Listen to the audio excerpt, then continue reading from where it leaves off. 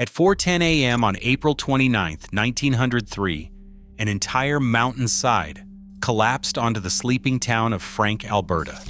Between 70 and 90 people were buried alive, their bodies still entombed beneath the rubble today.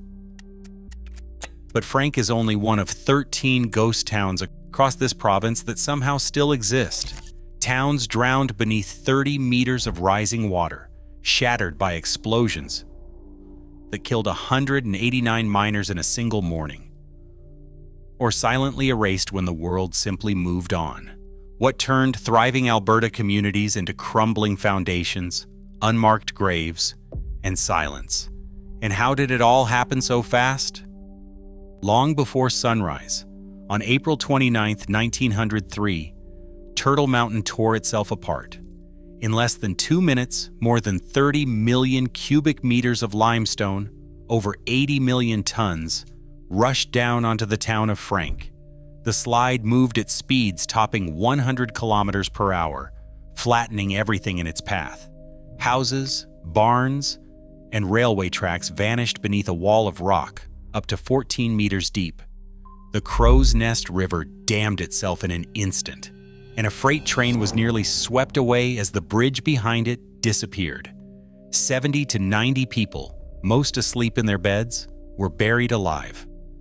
Families in 7 cottages simply ceased to exist. Rescue teams clawed at the debris for days, but the mountain's weight made it impossible to reach the bodies. To this day, they remain entombed under the rubble, their names fading from memory even as their graves remain visible on the land's scarred surface. Underground, 23 miners were trapped by the collapse. 17 managed to dig their way out through blocked tunnels, stumbling into a world changed forever. 3 others died outside, caught by the slide as they worked. Survivors described the sound as thunder rolling through the earth, followed by silence so deep it felt unnatural. The official investigation would blame unstable geology, made worse by coal mining, heavy snowmelt, and a sudden spring freeze. Newspapers speculated about earthquakes and explosions, but the truth was simpler. The mountain itself had become a threat. Frank never fully recovered. The eastern edge of town, once filled with life, became a permanent graveyard, one that locals say still shifts and settles, as if the mountain remembers what it buried.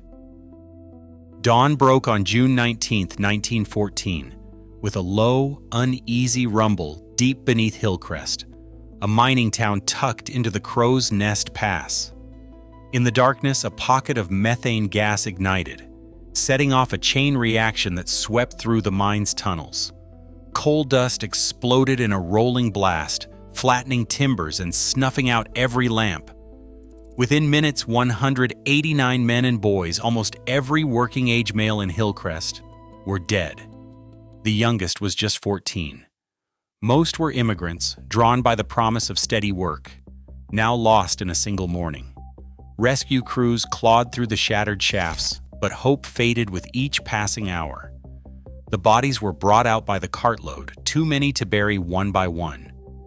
In the cemetery on the edge of town, families stood in silence as 7 mass graves were filled. A monument still lists every name, carved in stone to keep them from slipping away. Hillcrest did not recover. The mine closed that summer, and the school shut its doors within a few years. Houses emptied, windows boarded up, and the sound of children vanished from the streets. By 1979, Hillcrest was folded into a larger municipality, its scars hidden by grass and time. The only constant is the wind over the cemetery, passing over graves that hold the memory of Canada's worst mining disaster, a reminder of how quickly a community can be erased, leaving only sorrow and stone behind. Anthracite began in 1886 with high hopes and a simple promise: coal beneath Cascade Mountain, profit above. But miners soon found themselves fighting not just rock but water. The coal seams angled steeply down, drawing them below the valley's natural water table. Each day the pumps thudded and groaned, but the mountain seeped and dripped faster. Water crept through fissures, pooling in black tunnels, soaking timbers, rusting rails, and swallowing tools left behind. The mine's fate was sealed not by fire or blast, but by the slow, relentless rise of groundwater. There was no single morning of disaster, no sirens, no thunder. Instead, the defeat came quietly. Pumps ran around the clock, but fell behind. Men bailed with buckets, then watched as the waterline inched higher. By 1904, the Canadian Anthracite Company surrendered. The mine was abandoned, its galleries left to flood in silence. The town, never large, scattered to the wind. No mass graves, no monuments, just a few scattered foundations, and the memory of a place erased by geology's quiet hand. Anthracite's story stands in stark contrast to the violent ends of Frank and Hillcrest. Here, the land did not explode or roar. It simply reclaimed what lay beneath. Today, the remnants of anthracite are hidden, some submerged, some lost in the undergrowth.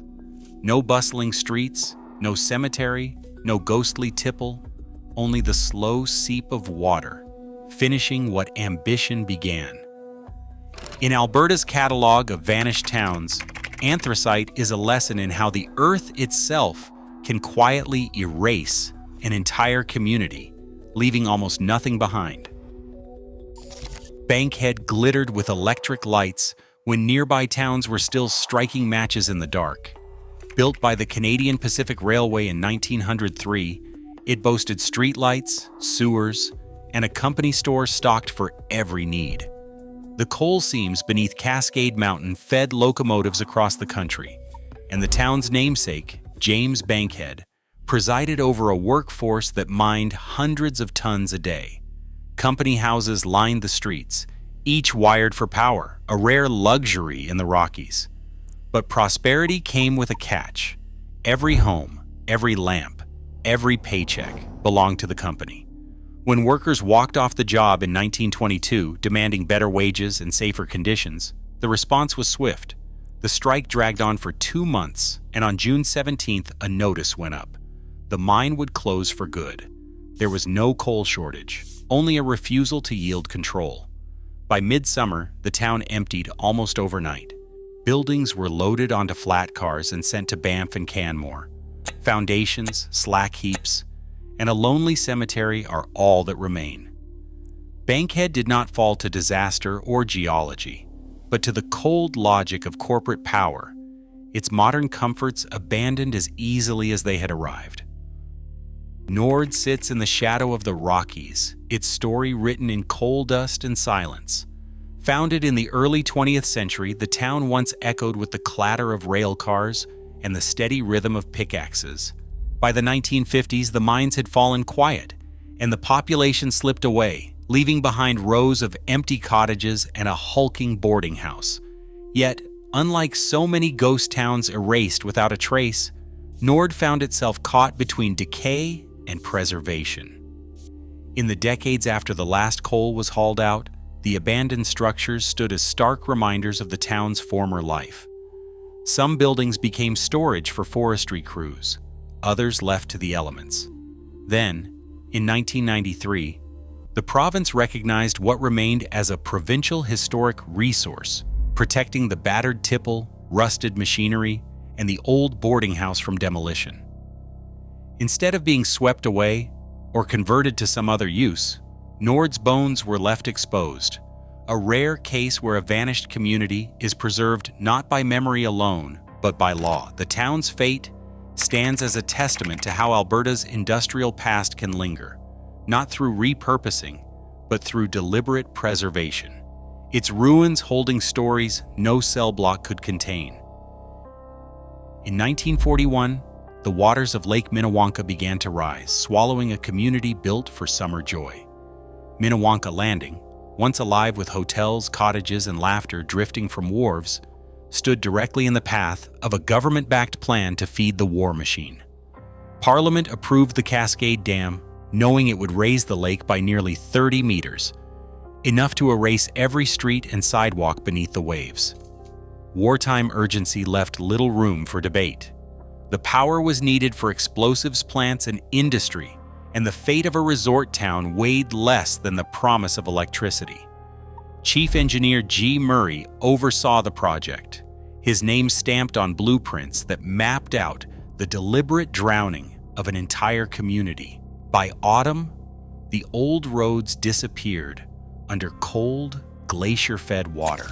Foundations, ovens, and even the hotel's stone steps vanished from view, preserved in the silent darkness below. Today, divers find fragments of Minnewanka Landing still intact, lying undisturbed in the silt, a resort sacrificed not to disaster or neglect, but to the calculated demands of a nation at war. The erasure was planned, the loss absolute, and the evidence remains hidden beneath 30 meters of water. 11 wooden bridges twist through the coulees of Wayne, each one a test of patience and axle strength. The Rosebud River loops back on itself so many times. It's as if the land is trying to keep outsiders away. Once, Wayne bustled with miners and rail crews. Now just 29 people call it home. The Last Chance Saloon, a relic from 1913, stands stubbornly at the end of the road. Its bar is scarred with bullet holes from a night when the bartender drew faster than his would-be robber. Sam Walsh, the saloon's unofficial historian, polishes glasses and tells stories that stretch the truth just enough. He'll point to the ceiling, where a stray slug is still lodged, and laugh about the time a wedding party tried to outsing the ghosts. The bridges, the silence, and the stubborn warmth inside the saloon have frozen Wayne in time. Here, isolation hasn't erased the past. It's kept it alive, just out of reach. Rowley's population hovers around 12, but on the last Saturday of each month, the Ghost Saloon flickers to life. Locals and out-of-towners crowd into Sam's old bar, where the walls lean just enough to remind you of their age, and the floorboards creak in protest beneath the weight of pizza ovens and laughter. Ellen Rowley, no relation to the town's name, but you'd never guess, greets everyone like family, slicing pies with the same quick hands that once tended the faded Prairie Church. The ritual began in the 1970s after the railway left and tumbleweeds threatened to take over. Instead of letting Rowley fade, residents patched roofs, painted signs, and decided that if the world wouldn't come to them, they'd invent a reason for it to try. Restoration grants helped, but it's the monthly gathering that keeps the town breathing. For a few hours, memories outnumber ghosts, and the past feels less lonely, proof that even a near-ghost town can still find a pulse. Lil's Cemetery lies exposed to the wind, a lonely patch of prairie marked by rows of weathered crosses and sunken stones.